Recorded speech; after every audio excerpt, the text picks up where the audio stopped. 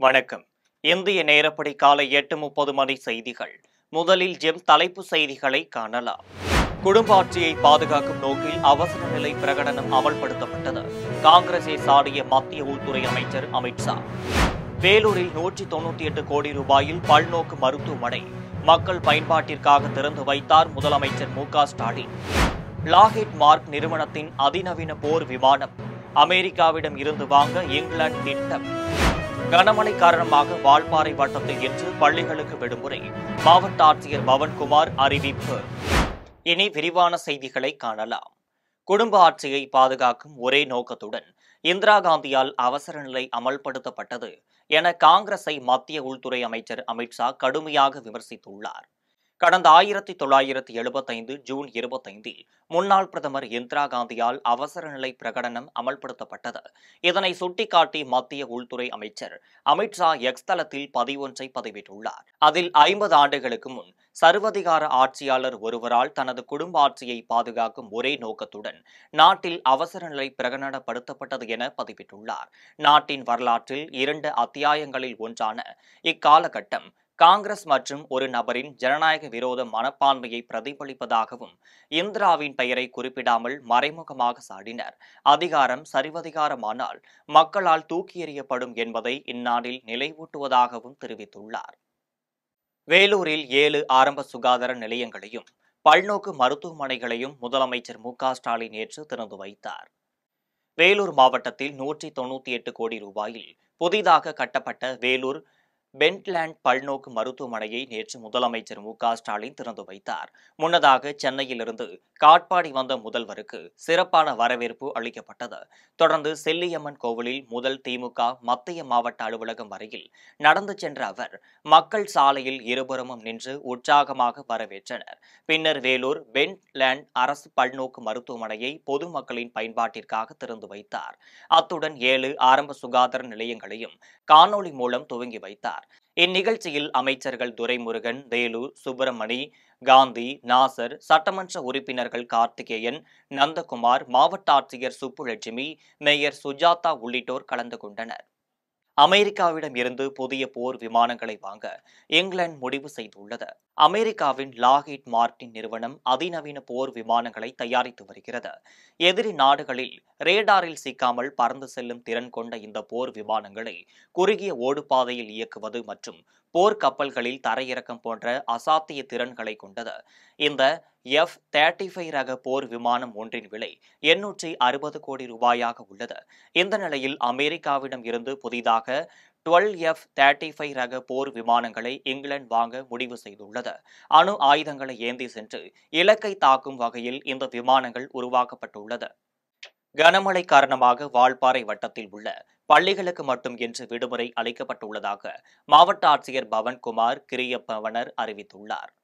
மேற்கு திசை காற்றின் வேக மாறுபாடு காரணமாக தமிழகத்தில் இன்று ஓரிரு இடங்களில் மழை பெய்ய வாய்ப்புள்ளது. இதேபோல் புதுவை மற்றும் காரைக்கால் பகுதிகளிலும் இடி மின்னலுடன் கூடிய லேசானது முதல் மிதமான மழை பெய்யக்கூடும். கோயமுத்தூர் மாவட்ட மலைப்பகுதிகள் மற்றும் நீலகிரி மாவட்டத்தில் ஓரிரு இடங்களில் கன முதல் மிக கனமழையும், தேனி மற்றும் தென்காசி மாவட்டங்களில் கனமழையும் பெய்ய வாய்ப்புள்ளதாக வானிலை ஆய்வு மையம் அறிவித்துள்ளது. அதன்படி கோவை மாவட்டம் வால்பாறையில் கனமழை பெய்து வருகிறது. இதன் காரணமாக வால்பாறை வட்டத்தில் உள்ள பள்ளிகளுக்கு மட்டும் இன்று விடுமுறை அளித்து மாவட்ட ஆட்சியர் பவன்குமார் கிரியப்பவனர் அறிவித்துள்ளார். அணு ஆயுத திட்டத்தை மீண்டும் தொடங்கினால் தாக்குதல் நடத்துவோம் என ஈரானை ட்ரம்ப் எச்சரித்துள்ளார். மேற்காசிய நாடுகளான இஸ்ரேல், ஈரான் இடையேயான போரில் ஈரானின் அணுசக்தி நிலையங்களை அமெரிக்கா விமானப்படைகள் குண்டு வீசி தாக்கியது. இதையடுத்து 2 வாரங்களாக நடைபெற்று வந்த போர் ட்ரம்பின் தலையீட்டால் முடிவடைந்தது. இரு நாடுகளும் போர் ஒப்பந்தத்தை ஏற்றுக்கொண்டனர். இந்த நிலையில் நேட்டோ எனப்படும் வடக்கு அட்லாண்டிக் ஒப்பந்த அமைப்பின் மாநாட்டில் அதிபர் ட்ரம்ப் பங்கேற்று பேசினார். அப்போது அவர் ஈரானின் அணுசக்தி நிலையங்கள் எல்லாம் முழுமையாக அழிக்கப்பட்டு விட்டது என்றும் நம்புவதாகவும் தெரிவித்தார். மேலும் ஈரானின் அணு ஆயுத திட்டம் முடிவடைந்து விட்டது எனவும் அதை மீண்டும் உருவாக்க முயற்சித்தால் மீண்டும் தாக்குதல் நடத்துவோம் என தெரிவித்துள்ளார். ஈரான் அணு ஆயுதங்களை முற்றிலுமாக கைவிட வேண்டும் என எச்சரிக்கை விடுத்துள்ளார். வால்பாறை அருகே தொல்குடி திட்டம் பழங்குடியினருக்கான சிறப்பு முகாமில் அடிப்படை வசதி கோரி செய்து தர கோரி மக்கள் மனு அளித்தனர். கோவை மாவட்டம் வால்பாறையில் தொல்குடி திட்டம் பழங்குடியினருக்கான சிறப்பு முகாம் நடைபெற்றது. இந்த முகாமில் வால்பாறைக்கு உட்பட்ட 12 பழங்குடியினர் கிராமங்களில் இருந்தும் மனுக்கள் பெறப்பட்டனர். இந்த மனுக்களில் வருவாய்த்துறை சார்ந்த வருமானம் சான்றும், இருப்பிடச் சான்று, பெயர் சேர்ப்பு, திருத்தம் மற்றும் தொலைபேசி எண்கள் இணைப்பு உள்ளிட்ட மனுக்களுக்கான நடவடிக்கைகள் மேற்கொள்ளப்பட்டது. மேலும் உடுமன்பாறை பழங்குடியினர் கிராமத்திற்கு சாலை வசதியும், 12 பழங்குடியினர் கிராம பகுதிகளில் கழிவறை வசதியும் வேண்டி மக்கள் மனு அளித்தனர். வால்பாறை வட்டாட்சியர் தலைமையில் நடைபெற்ற இந்த சிறப்பு முகாமில் சுமார் 40க்கும் மேற்பட்ட மனுக்கள் பெறப்பட்டு நடவடிக்கை எடுக்கப்படுவதாக உறுதியளிக்கப்பட்டது. ஆரணி அருகே தந்தையுடன் ஏற்பட்ட தகராறு காரணமாக மனமுடைந்த மகள் ஏரியில் குதித்து தற்கொலை செய்து கொண்டதில் பரிதாபமாக உயிரிழந்தார். திருவண்ணாமலை மாவட்டம் ஆரணி அருகே கல்பூண்டி கிராமத்தைச் சேர்ந்தவர்கள் வேல்முருகன், இளந்தானி தம்பதியினர். இவர்களது மகளான ரேணுகா தேவி என்பவர் தாலுகா பாரசூர் கூட்டுரோடு பகுதியில் டைலரிங் வேலை செய்து வருகிறார். இந்த நிலையில் வழக்கம் போல் வேலைக்கு சென்றுவிட்டு வீடு திரும்பியுள்ளார். அப்போது ரேணுகா தேவிக்கும் அவரது தந்தைக்கும் இடையே வாக்குவாதம் ஏற்பட்டதாக கூறப்படுகிறது. இதனால் மனமுடைந்த ரேணுகா மேல் சீசமங்கலம் ஏரியில் குதித்துள்ளார். இதனை அறிந்த தந்தை மற்றும் அவரது குடும்பத்தினர் நீரில் இறங்கி தேடியுள்ளனர். இதையடுத்து தகவல் அறிந்து வந்த தீயணைப்புத் துறையினர் நீண்ட நேரமாக தேடி ரேணுகா தேவியை ஏரியில் இருந்து சடலமாக மீட்டனர். மேலும் சடலத்தை கைப்பற்றிய ஆரணி தாலுகா போலீசார் இச்சம்பவம் குறித்து விசாரித்து வருகின்றனர். சென்னையில் நடைபெற்ற இலவச கண் சிகிச்சை முகாமில் ஏராளமான பெண்கள் மற்றும் இளைஞர்கள் கலந்து கொண்டு கண் சம்பந்தப்பட்ட பிரச்சினைகளுக்கு சிகிச்சை பெற்றனர். சென்னையை அடுத்த திருத்தமிழிசை சிப்காட் பகுதியில் தனியார் நிறுவனமும் சிப்காட் இணைந்து நடத்திய இலவச கண் சிகிச்சை முகாம் நடைபெற்றது. முகாமில் தனியார் மருத்துவமனை சார்ந்த மருத்துவர்கள் கலந்து கொண்டு பொதுமக்களுக்காக சிகிச்சை வழங்கினர். மேலும் தூர பார்வை, கிட்ட பார்வை மற்றும் கண்ணில் புரை போன்றவை கண்டறியப்பட்டு அதற்கான சிகிச்சை மேற்கொள்ள மருத்துவர்கள் அறிவுறுத்தினர். மருத்துவ முகாமில் சிறப்பு விருந்தினராக வீரமணி செல்வன், கிளை மேலாளர் சக்கரபாணி, செயலாளர் தெம்ம ஸ்ரீகாந்த் ஆகியோர் கலந்து கொண்டனர். இதில் ஏராளமான பெண்கள் மற்றும் இளைஞர்கள் கலந்து கொண்டு கண் சம்பந்தப்பட்ட சிகிச்சைகளுக்கு சிகிச்சை பெற்றனர். Hello, we are from NoQ. NoQோட initiative NoQ Roots social wellness program. இங்கே நாங்கள் சிட்கோவோட கொலாபரேட் பண்ணிவிட்டு with associated with Vasan I care இங்கே இருக்க இண்டஸ்ட்ரியில் உள்ள இருக்க எம்ப்ளாயீஸ்க்கு எல்லாத்துக்குமே ஃப்ரீ ஐ செக்அப் கேம்ப் நடத்திருக்கோம். இதில் வந்துட்டு இண்டஸ்ட்ரி எம்ப்ளாயீஸ் எல்லாருமே பெனிஃபிட் ஆகியிருக்காங்க. இங்கே அவங்களுக்கு ஃப்ரீ செக்கப்பும் அதுக்கப்புறம் பெனிஃபிட்ஸ் வந்துட்டு கொடுத்துருக்காங்க. வாசன் ஐ கேர் மதுராந்தகம் பஜார் வீதிக்கு முன்னாள் குடிநீர் வடிகால் வாரிய தலைவரின் பெயரை வைக்க அப்பகுதி மக்கள் கோரிக்கை விடுத்துள்ளனர். செங்கல்பட்டு மாவட்டம் மதுராந்தகம் பகுதியைச் சேர்ந்த எஸ்.டி. உகம் சந்த் என்பவர் 10 ஆண்டுகள் அதிமுக மதுராந்தகம் சட்டமன்ற உறுப்பினராகவும் தமிழ்நாடு குடிநீர் வடிகால் வாரிய தலைவராகவும் பதவி வகித்து வந்துள்ளார். மேலும் அகில இந்திய காங்கிரஸ் கட்சியின் கமிட்டி உறுப்பினர், திமுக தலைமை செயற்குழு உறுப்பினர், சிறுபான்மையினர் உரிமை மீட்பு பிரிவு தலைவர் என பல்வேறு பொறுப்புகளில் பணியாற்றியுள்ளார். இந்த நிலையில் இவர் வசித்து வந்த மதுராந்தகம் பஜார் வீதிக்கு பெயர் வைக்க வேண்டும் என அப்பகுதி பொதுமக்கள் தமிழக முதலமைச்சரிடம் கோரிக்கை வைத்துள்ளனர். இக்கோரிக்கையை ஏற்ற முதலமைச்சர் மதுராந்தகம் பஜார் வீதிக்கு எஸ்.டி. உகம்சந்த் சாலை என பெயர் வைக்க அறிவிப்பு வெளியிட்டார். அதன் பேரில் பெயர் பலகை திறக்கப்பட்டது. இந்நிகழ்வில் காஞ்சி தெற்கு மாவட்ட கழக செயலாளர் சுந்தர், நகர்மன்ற தலைவர் மலர்விழி, நகர செயலாளர் குமார் மற்றும் கழக முன்னோடிகள் உட்பட பலர் கலந்து கொண்டனர். பல்லூர் பிரித்தியங்கிரா தேவி ஆலயத்தில் ஆனி மாத அமாவாசையொட்டி சிறப்பு பூஜைகள் நடைபெற்றது. ராணிப்பேட்டை மாவட்டம் பல்லூர் பிரித்தியங்கிரா தேவி ஆலயத்தில் ஆனி மாத அமாவாசையொட்டி அம்மனுக்கு சிறப்பு அபிஷேகம் மற்றும் மலர் அலங்காரம் நடைபெற்றது. அதனைத் தொடர்ந்து நெகும்பால மிளகாய் யாகம் நடத்தப்பட்டது. இந்த சிறப்பு பூஜையில் ஏராளமான பெண்கள் கலந்து கொண்டு அம்மனை மனம் உருகி வழிபட்டனர். மேலும் செய்வினைகள், கண் திருஷ்டி, தடைகள் நீங்க பக்தர்கள் நேரடியாக நெகும்பலா யாகத்தில் கலந்து கொண்டு நேர்த்தி கடன் செலுத்தினர். மேலும் பக்தர்களுக்கு அன்னதானம் மற்றும் குடிநீர் வழங்கப்பட்டது. இதற்கான ஏற்பாட்டினை ஆலய நிர்வாகம் மற்றும் இளைஞர்கள் சிறப்பாக செய்திருந்தனர். யாகத்தில் காஞ்சிபுரம், திருவள்ளூர், ராணிப்பேட்டை, செங்கல்பட்டு என தமிழகத்தின் பல்வேறு மாவட்டங்கள் மற்றும் மாநிலத்தில் இருந்தும் ஏராளமான பக்தர்கள் சிறப்பு யாகத்தில் கலந்து கொண்டு அம்மனை வழிபட்டு சென்றனர். தமிழ்நாட்டில் சட்ட ஒழுங்கு இல்லாததை கண்டு சந்தி சிரிப்பதாகவும், மக்களின் உயிருக்கு பாதுகாப்பு இல்லை என்றும், போதை கலாச்சாரம் அதிகரித்துள்ளதாகவும் அமமுக பொதுச் செயலாளர் தினகரன் தெரிவித்துள்ளார். தருமபுரியில் செய்தியாளர்களிடம் பேசிய தினகரன், தேர்தலின் போது திமுக அளித்த உறுதிமொழிகளை நிறைவேற்றவில்லை என தெரிவித்தார். பாடுபட்டு விளைவித்த மாம்பழத்திற்கு உரிய விலை கிடைக்காததால் விவசாயிகள் வேறு விவசாயத்திற்கு மாறியுள்ளதாகவும் தினகரன் தெரிவித்தார். தமிழகத்தில் சட்ட ஒழுங்கு என்பதே இல்லை என்றும் தினகரன் குற்றம் சாட்டினார்.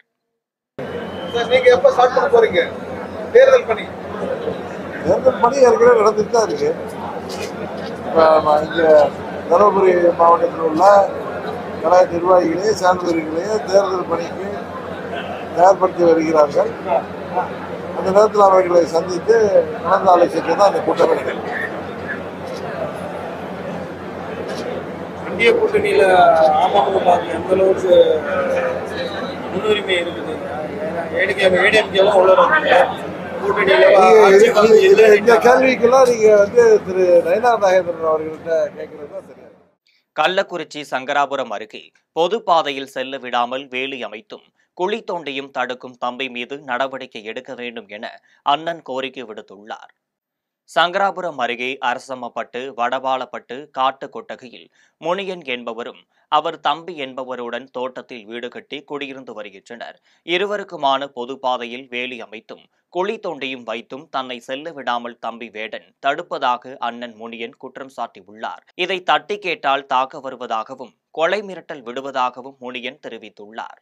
புதுச்சேரி ஃபேர்சர் பெயிண்ட்ஸ் நிறுவனத்தில் தொழிலாளர் முன்னேற்ற சங்கம் தொடங்கப்பட்டு அதன் பெயர் பலகையை எதிர்க்கட்சித் தலைவர் சிவா திறந்து வைத்தார். புதுச்சேரி நெய்டம்பாக்கம் சட்டமன்ற தொகுதிக்குட்பட்ட பண்டசோழநல்லூரில் இயங்கி வரும் ஃபெர்சார் பெயிண்ட்ஸ் நிறுவனத்தின் தொழிலாளர் முன்னேற்ற சங்கத்தின் புதிய கிளை தொடங்கப்பட்டுள்ளது. புதுச்சேரி திமுக அமைப்பாளரும் சட்டமன்ற எதிர்க்கட்சித் தலைவருமான சிவா தோமுசா கொடியை ஏற்றி வைத்து பெயர் பலகையும் திறந்து வைத்து தொழிலாளிகளுக்கு இனிப்பு வழங்கினர். அதன் பிறகு ஃபெர்ஜர் பெயிண்ட்ஸ் நிறுவனத்தின் தலைமை நிர்வாகிகளை சந்தித்து நிறுவனத்தின் வளர்ச்சிக்கு உறுதுணையாக இருப்பதாகவும் உறுதியளித்தார். இந்நிகழ்ச்சியில் புதுச்சேரி தோமுசா நிர்வாகிகள், ஃபெர்ஜர் பெயிண்ட்ஸ் நிறுவன தொழிலாளர்கள் கலந்து கொண்டனர்.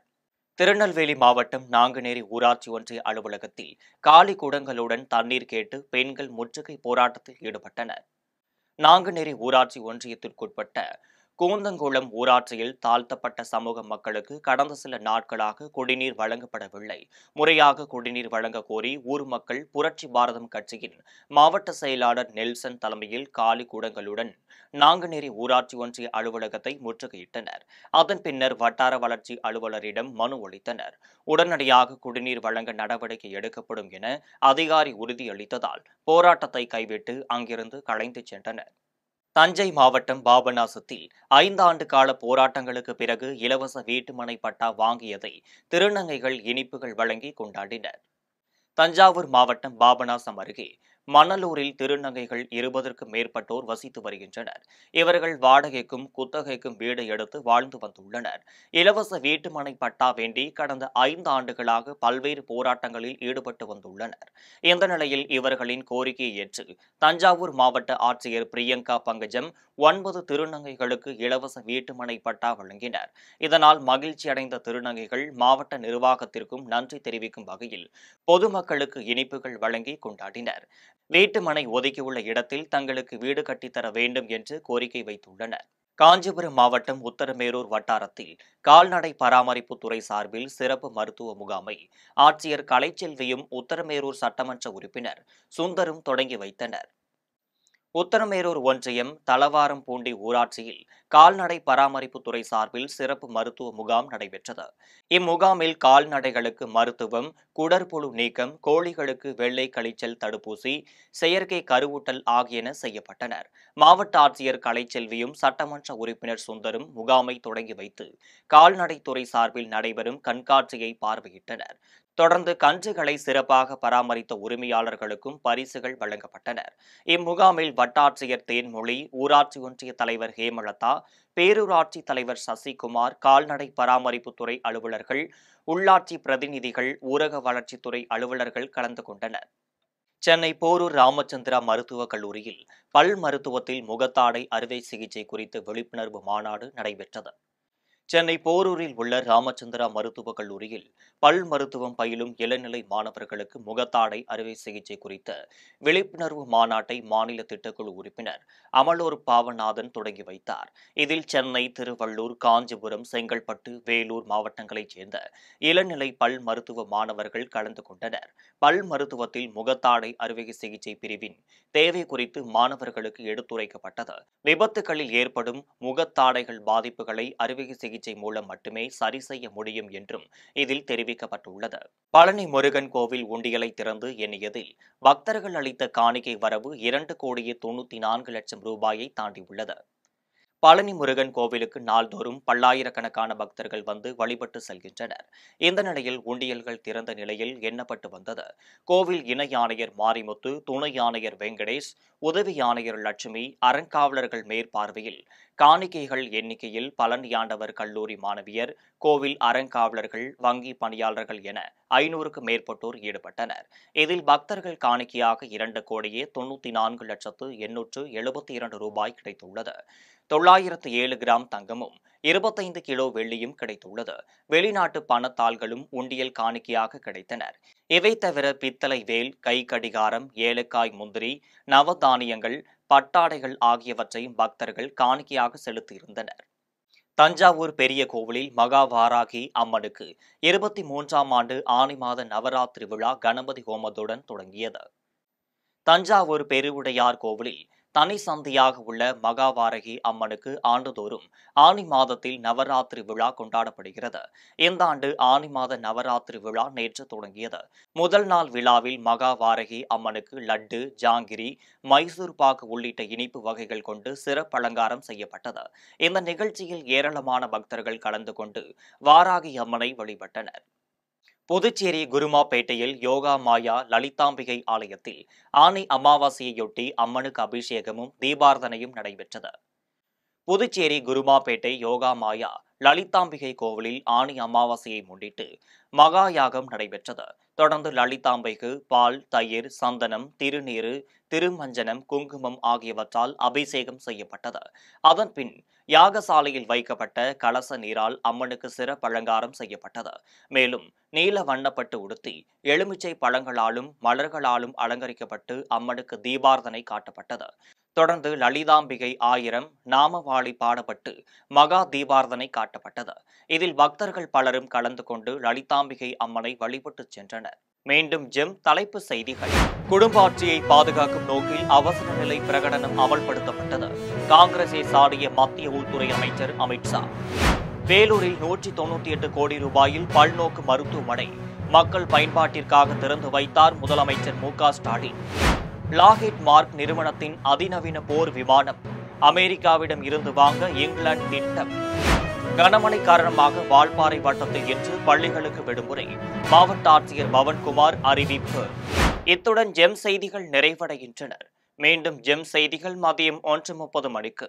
உடனுக்குடன் செய்திகளை காண GemLive.tv என்ற இணையதளத்தில் இணைந்திருங்கள். நன்றி, வணக்கம்.